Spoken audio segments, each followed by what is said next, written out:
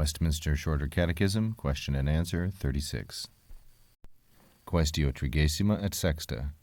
Quaenam sunt illa beneficia, quae justificationem, adoptionem et sanctificationem in hoc vita vel comitantur, vel ab eis pro manant.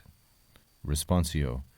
Quae justificationem, adoptionem ac sanctificationem in hoc vita vel comitantur, vel ab eis pro manant beneficia sunt certitudo amoris Dei, pax conscientiae, gaudium in Spiritu Sancto, gratiae incrementum, eaque perseverantia usque ad finem. The question then, what indeed, quaenam, are those benefits, illa beneficia, which, quae? The subject then is beneficia, neuter plural, and nominative, and it's modified by the interrogative pronoun quaenam, as well as by illa, in the same gender number case. Then, after this basic and simple question, what are those benefits? Then we have a relative clause from quae through promanant, through the end of the question, which modifies beneficia as well. So what are those benefits which justification, adoption, and sanctification in this life either accompany, comitantur, or from them flow, promanant? Both comitantur and promanant are first conjugation verbs. Comitantur is deponent, so the first principal part is comitari.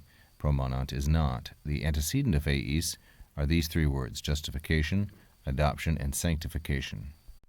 Then the answer: those which, justification, adoption, and sanctification, and as in the question, these three are all feminine, singular, and accusative. They are abstract nouns of the third declension, so the same gender number and case as in the statement of the question. So the things which, justification, adoption, and sanctification, in this life either accompany, vel comitantur, or from them, meaning from these three, flow down, promanant, that is, the benefits, beneficia. So now we see that quae is modifying beneficia, though separated from it by some distance. So these benefits are sunt, certitudo, pax, gaudium, incrementum. They are certainty or assurance of the love of God, amoris Dei, peace of conscience, conscientiae, joy, gaudium, in the Holy Spirit, and of grace, gratiae, the increase, incrementum.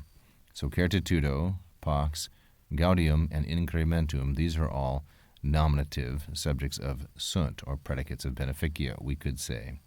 And they have a genitive here, amoris Dei, a genitive, conscientiae, the prepositional phrase in Spiritu Sancto, and another genitive, gratiae.